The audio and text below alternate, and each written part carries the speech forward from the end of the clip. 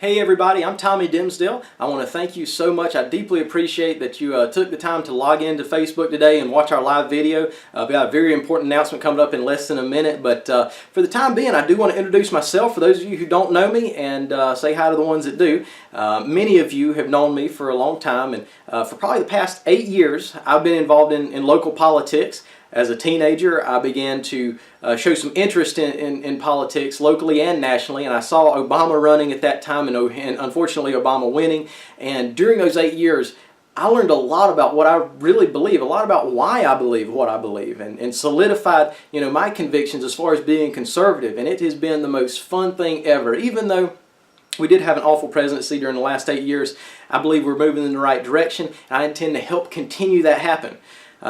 So one particular passion that I've stumbled upon here in the last year rather has been teaching both youth and adult classes, but specifically I love teaching youth about the Second Amendment, about where we came from, about pro-life, limited government issues, because they latch onto it so well. And I'm seeing a wave of young conservatism flood into our state just because they're becoming educated about what's going on. And we've even seen some of these young conservatives run for office and be able to unseat incumbents that were thought unbeatable. And I'm telling you, it's just such a great thing to see this happen, because these young conservatives, they don't have an agenda. They don't have anything that they're pushing other than for their own freedom at this point.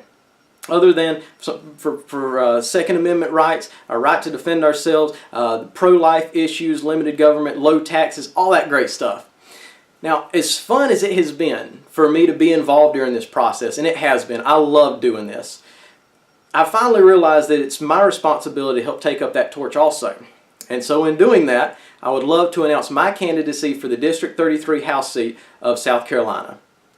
Now, there have been a lot of controversial issues going on in our state as of lately, and probably to me, one of the most controversial was the gas tax and our infrastructure and how we end up paying for these roads.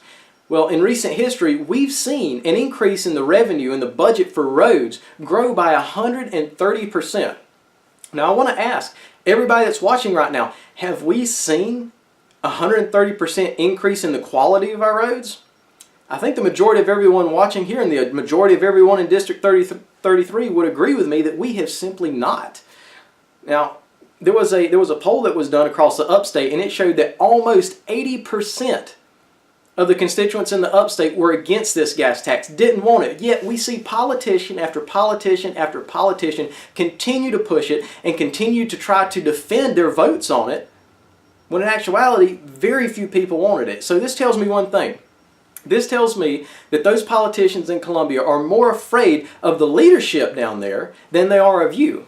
It's time that we take that fear and we reposition it back to where it really ought to be, and let these politicians know that District 33 in South Carolina in general is not run by a couple senior Republicans in Columbia.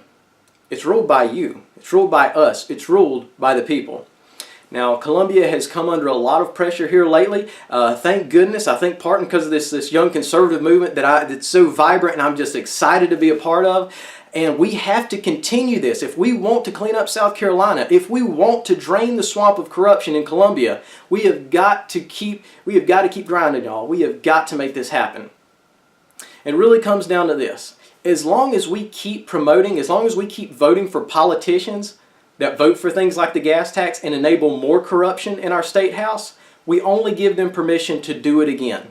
It's time that we revoke that permission and let these politicians know that there are consequences when you vote against the people.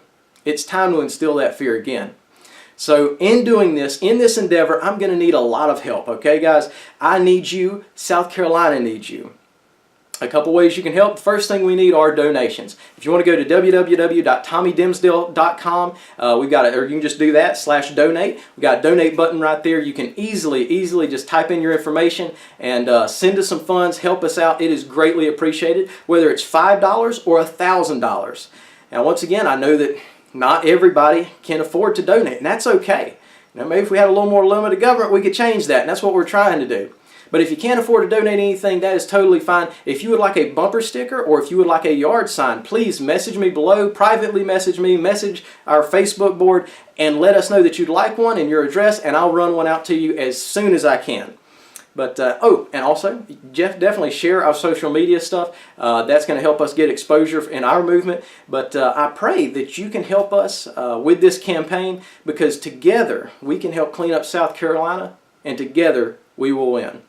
Once again, guys, thank you so much for logging in. My name's Tommy Dimsdale. I hope you have a blessed week. Hope everything goes well for you. But anyways, thank you so much for watching, and help us overcome this corruption we're seeing in Columbia. Thank you. God bless.